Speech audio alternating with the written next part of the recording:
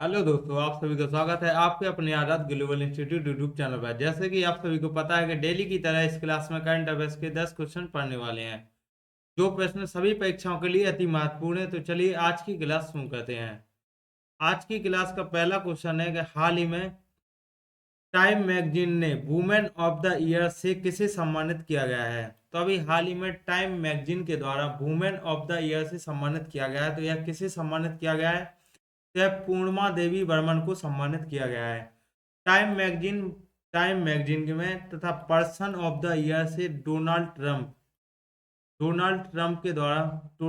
को चुना गया है। और वुमेन ऑफ द ईयर 14 महिलाओं को सम्मानित किया गया है, जिसमें से पूर्णिमा देवी बर्मन पूर्णिमा देवी बर्मन यह हरगिला पक्षी संरक्षण के लिए इन्हें सम्मानित किया गया है। जो पूर्णिमा देवी बर्मन का संबंध असम से है।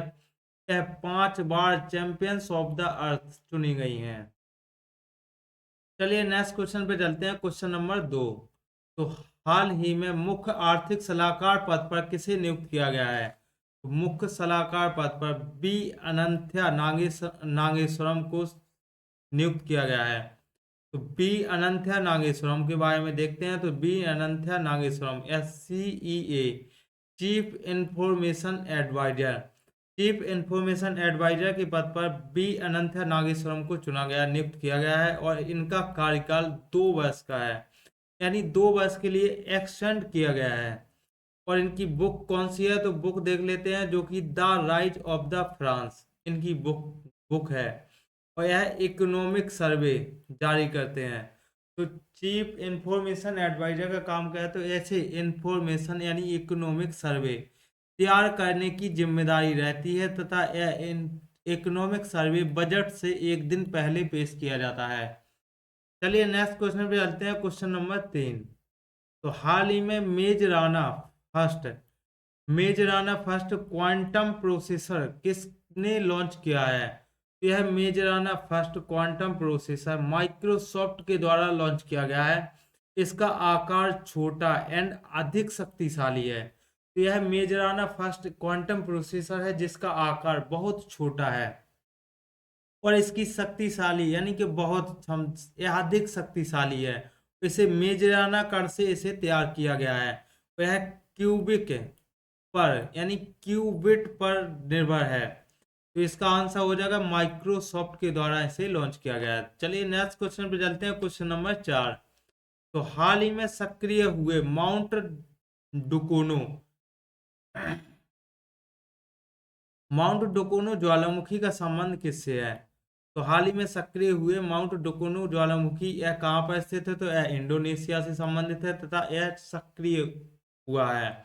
जैसे कि अग्नि वलय यानी रिंग ऑफ फायर कहाँ पर है? तो प्रशांत महासागर में अग्नि वलय स्थित है। और यह सर्वाधिक भूकंप यानी ज्वालामुखी और सुनामी आते रहते हैं रिंग ऑफ फायर में।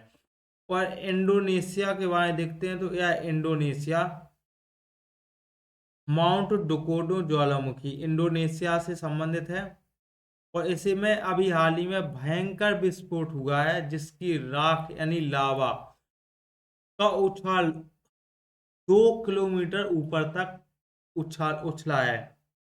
और महत्वपूर्ण ज्वालामुखियों के बारे में देखते हैं। किलौआ ज्वालामुखी यह कहाँ से संबंधित है? तो किलौआ ज्वालामुखी और मोना लोआ ज्वालामुखी यह हवाई द्वीप पर स्थित है, USA में। विसुवियस और एटना ज्वालामुखी यानी विसुवियस ज्वालामुखी और एटना ज्वालामुखी इटली से संबंधित है। और बैरन द्वीप अंडमान निकोबार द्वीप पर स्थित है। और ताल ज्वालामुखी फिलीपींस में स्थित है। और देवमंद ज्वालामुखी ईरान में है। चलिए नेक्स्ट क्वेश्चन पे चलते हैं। Question number 5। तो मानव निर्मित द्वीप पर बनने वाला देश का पहला अपतटीय हवाई अड्डा कहाँ प्रारंभ होगा? तो मानव निर्मित द्वीप पर बनने वाला देश का पहला अपतटीय हवाई अड्डा कहाँ प्रारंभ किया गया है? तो यह मुंबई में इसका प्रारंभ किया गया है। वह देश का पहला अपतटीय हवाई अड्डा है। जो ऑफशोर एयरपोर्ट बनने वाला यह पहला हवाई अड्डा है, तथा इसे मुंबई में इसको प्रारंभ किया गया है। इसे बाधावन पोर्ट के समीप निर्मित कृत्रिम द्वीप पर इसका निर्माण किया जाएगा। चलिए नेक्स्ट क्वेश्चन पे चलते हैं, क्वेश्चन नंबर 6। हाल ही में अंतरिक्ष के बरमूडा ट्रायंगल यानी बरमूडा ट्रेवर्स से सफलतापूर्वक लौटने वाले गैलेक्स आई पेलोड का संबंध किससे है? तो अभी हाल ही में बरमूडा ट्रायंगल यानी अंतरिक्ष के बरमूडा ट्रायंगल से सफलतापूर्वक लौटने वाला एक गैलेक्स आई पेलोड का संबंध किससे है? तो यह स्पेस टेक स्टार्टअप से इसका संबंध है, तथा स्पेस में एक स्थान है जहां पर चुंबकीय बल बहुत कम है, वहां पर उपग्रह फंस जाते हैं, पहुंचने पर या खराब हो जाते हैं। तो यह स्पेस में अभी उसी स्पेस यानी उसी जगह पर जहां पर चुंबकीय बल कम है उसे बरमूडा ट्रायंगल यानी अंतरिक्ष के बरमूडा ट्रायंगल के नाम से जाना जाता है। और वहां पर गैलेक्स आई स्पेस टेक कंपनी के द्वारा एक PSLV C60 स्पेडेक्स मिशन में एक POEM-4 उपग्रह यानी यह पेलोड भेजा गया था, जिसे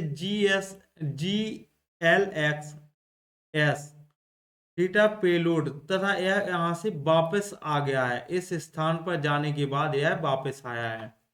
चलिए नेक्स्ट क्वेश्चन पे चलते हैं, क्वेश्चन नंबर 7। हाल ही में पंकज आडवाणी ने 14वां एशियाई स्नूकर स्वर्ण पदक कहा जाता है? स्वर्ण पदक कहा जाता है, तो यह दोहा में स्नूकर स्वर्ण पदक। तो पंकज आडवाणी यह 14वें एशियन स्नूकर स्वर्ण पदक जीतने वाले बन गए हैं, और यह एक वर्ष में राष्ट्रीय, एशियन, वर्ल्ड चैंपियनशिप यह तीनों जीत चुके हैं पंकज आडवाणी। स्नूकर को इसे क्यू स्टार भी कहा जाता है। क्यू स्टार जो स्नूकर का खिलाड़ी होता है उसे क्या कहते हैं? तो क्यू स्टार भी कहा जाता है स्नूकर खिलाड़ी को।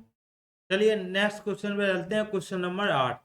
तो प्रतिवर्ष अंतरराष्ट्रीय मातृभाषा दिवस कब मनाया जाता है? तो यह अंतरराष्ट्रीय मातृभाषा दिवस 21 फरवरी को मनाया जाता है। यह 21 फरवरी। तो इस बार की थीम क्या है? तो इसकी अंतरराष्ट्रीय मातृभाषा दिवस का रजत जयंती समारोह है, और इसका शुभारंभ बांग्लादेश में किया गया है। वह विश्व सामाजिक न्याय दिवस 20 फरवरी को मनाया जाता है। चलिए नेक्स्ट क्वेश्चन पे चलते हैं, क्वेश्चन नंबर 9 है कि हाल ही में सिमोलू महोत्सव का दूसरा संस्करण कहाँ प्रारंभ किया गया है? तो सिमोलू महोत्सव यह असम से संबंधित है, तथा इसका दूसरा संस्करण असम में आयोजित प्रारंभ किया गया है। तो यह फूलों के खिलने का जश्न पर मनाया जाता है। यह महोत्सव सिमोलू महोत्सव इस बार का इसका सेकंड संस्करण आयोजन किया गया है। तो इसका आंसर हो गया असम। चलिए नेक्स्ट क्वेश्चन पे चलते हैं, क्वेश्चन नंबर 10 है कि हाल ही में ग्रेट बैकयार्ड बर्ड काउंट में लगातार तीसरे साल सर्वाधिक प्रजातियों के साथ किसने शीर्ष स्थान हासिल किया है?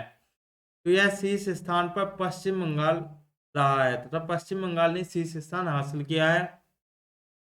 ग्रेट बैकयार्ड बर्ड काउंट यानी पक्षियों की काउंटिंग, यानी बैकयार्ड बर्ड काउंट यानी पक्षियों की काउंटिंग में यानी 1068 प्रजातियां पाई जाती हैं, जिसमें से सबसे ज्यादा प्रजाति यानी पहले नंबर पर यह पश्चिम बंगाल बन गया है, जिसमें 543 प्रजातियां पाई जाती हैं। और सेकंड नंबर पर है यूके यानी उत्तराखंड। चलिए नेक्स्ट क्वेश्चन पे चलते हैं, क्वेश्चन नंबर 11 है कि राष्ट्रीय अनुसूचित जनजाति आयोग का 19 फरवरी को मनाया गया 22वां स्थापना दिवस। और इसका हुआ राष्ट्रीय अनुसूचित जनजाति आयोग की स्थापना 19 फरवरी 2004 में हुई थी। इसे SNCST